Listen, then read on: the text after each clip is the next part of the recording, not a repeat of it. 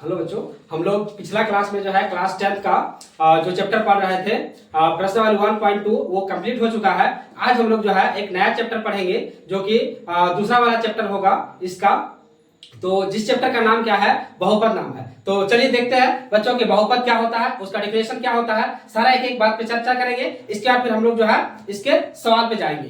तो सबसे पहले हम लोग बहुपद के बारे में समझते हैं कि बहुपद क्या होता है। तो आइए देखते हैं कि बहुपद हेडिंग जैसे डाला हुआ है क्या चीज, बहुपद। तो बहुपद को इंग्लिश में क्या कहते हैं, पॉलिनोमियल कहते हैं। अब बहुपद जो होता क्या है, तो बहुपद हम लोग किसको बोलेंगे, जिसमें एक से ज्यादा पद हो उसी को क्या कहा जाता है, बहुपद कहा जाता है। और बहुपद को जो है दो पार्ट में हम लोग बांटे हैं, एक क्या चर बहुपद, दूसरा क्या बांटे हैं अचर बहुपद। तो चर बहुपद किसको कहेंगे, जिसमें X Y Z A B T V U alphabetical जो आएगा वो सारा का सारा क्या कहलाएगा, चर बहुपद कहलाएगा। लेकिन जो नंबर वाला होता है वो क्या कहलाता है, अचर बहुपद कहलाता है। जैसे 2 3 -2 -3 तो कुछ भी नंबर ले सकते हैं, √3 सब क्या कहलाएगा, अचर बहुपद कहलाएगा। ठीक है बच्चों, यहां तक कोई दिक्कत है आपको, यहां तक समझ में आ गया।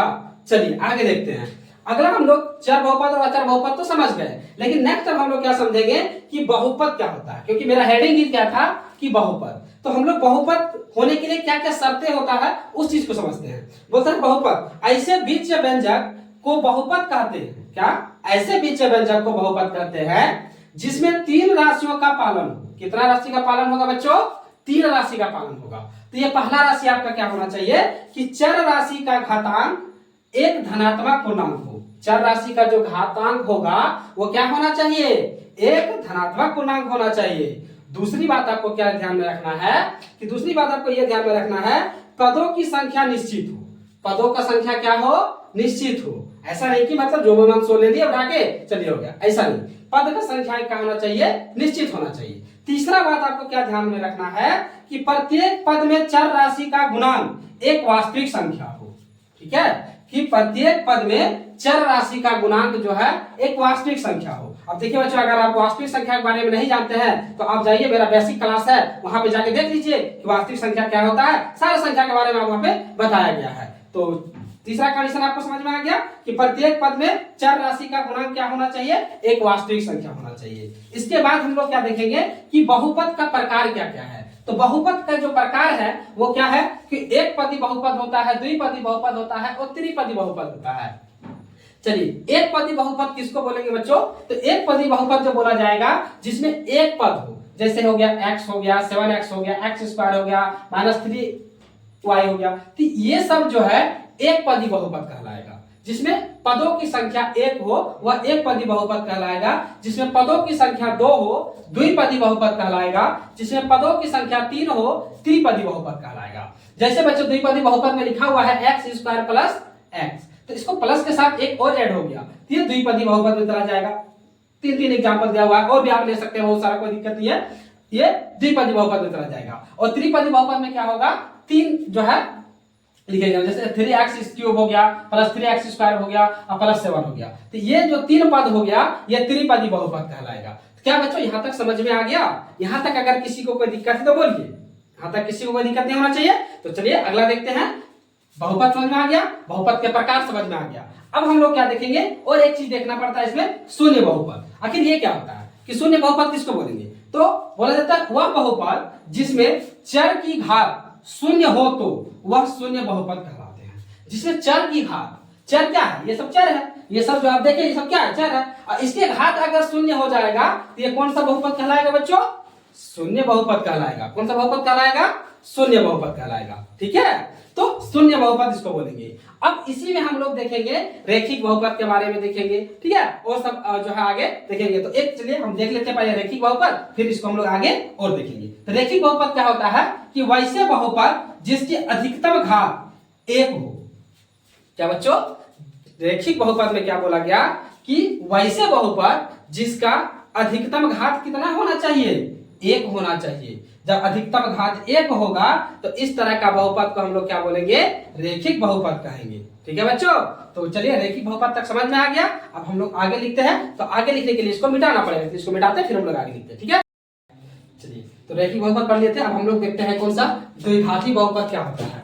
तो वैसे बहुपद जिसमें घातों की संख्या 2 हो द्विघाती बहुपद कहलाते हैं। जैसे एग्जांपल में है 2x square plus 3x minus 2/5। दूसरा एग्जांपल है y स्क्वायर माइनस 2, और भी एग्जांपल आप ले सकते हैं। ठीक है, तो ये सब क्या कहलाएगा, द्विघाती बहुपद कहलाएगा। ठीक है, अब नेक्स्ट हम लोग देखते हैं त्रिघाती बहुपद क्या होता है। तो वैसे बहुपद जिसमें अधिकतम घातों की संख्या 3 हो, त्रिघाती बहुपद कहलाते हैं। जैसे घात का संख्या कितना होना चाहिए, अधिकतम 3 होना चाहिए। तो 3x³ हो गया माइनस 2x स्क्वायर हो गया प्लस x हो गया, इसमें घातों की संख्या अधिकतम कितना है, 3 है। इसमें भी देखिएगा घातों की संख्या अधिकतम कितना है, 3 है। तो ये सब क्या कहलाएगा, त्रिघाती बहुपद कहलाएगा। और भी इसमें जो है आप एग्जांपल और भी ले सकते हैं, और भी बहुत सारा एग्जांपल हो सकता है। ठीक है, तो ये त्रिघाती बहुपद कहलाएगा। अब हम लोग देखते हैं कि द्विघात बहुपद का व्यापक रूप क्या होता है, जो कि आपका मेन टर्म है। इसको आपको याद रखना बहुत जरूरी होता है, इसके बिना आपका सवाल जो है नहीं बनने वाला है।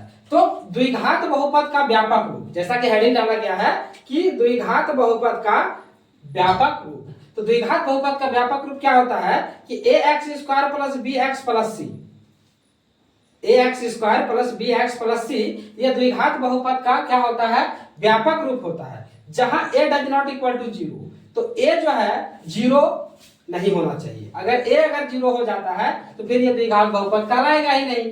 ठीक है, इसलिए a does not equal to 0। और क्या बोला गया है कि गुणांक a b c के स्थान पर वास्तविक संख्या हो।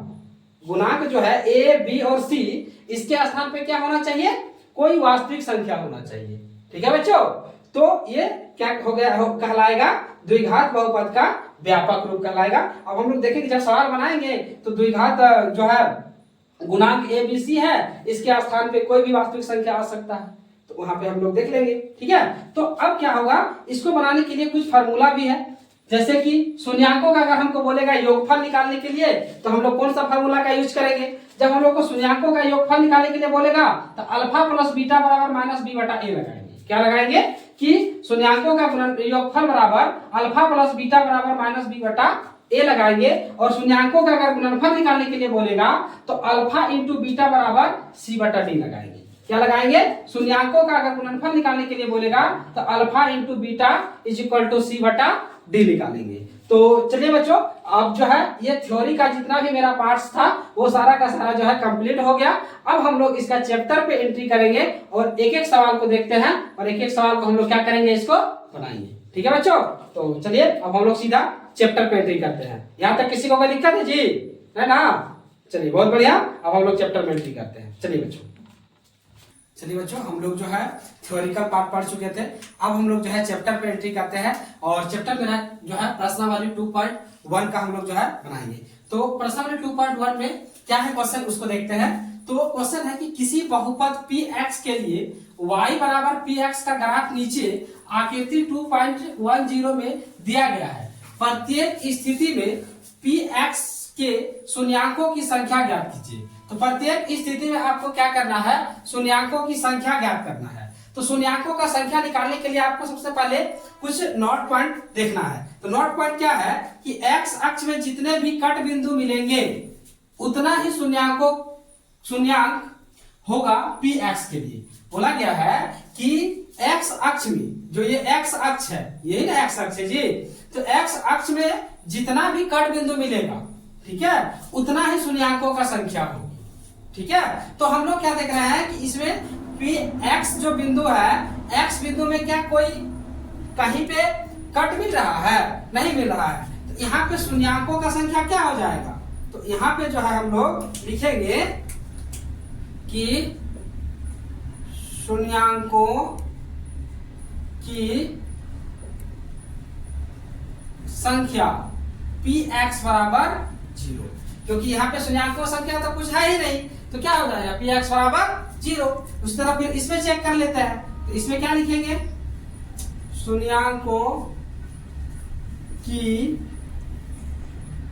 संख्या px बराबर क्या हो जाएगा। तो देखिए इसमें x में कितना बार काट रहा है, एक बार काट रहा है, कितना हो जाएगा, 1 हो जाएगा। उसी तरह तीसरा सवाल भी हम लोग देख लेते हैं, तीसरा वाला। तो इसमें भी क्या लिखेंगे, शून्यांकों की संख्या px बराबर, अब देखिए इसमें कितना बार काट रहा है, एक बार दिखेगा तो यहाँ पे कट कर रहा, एक बार यहाँ पे कर रहा, एक बार यहाँ पे कर रहा, तो टोटल 3 बार कट कर रहा है। तो px का वैल्यू कितना हो जाएगा, 3 हो जाएगा।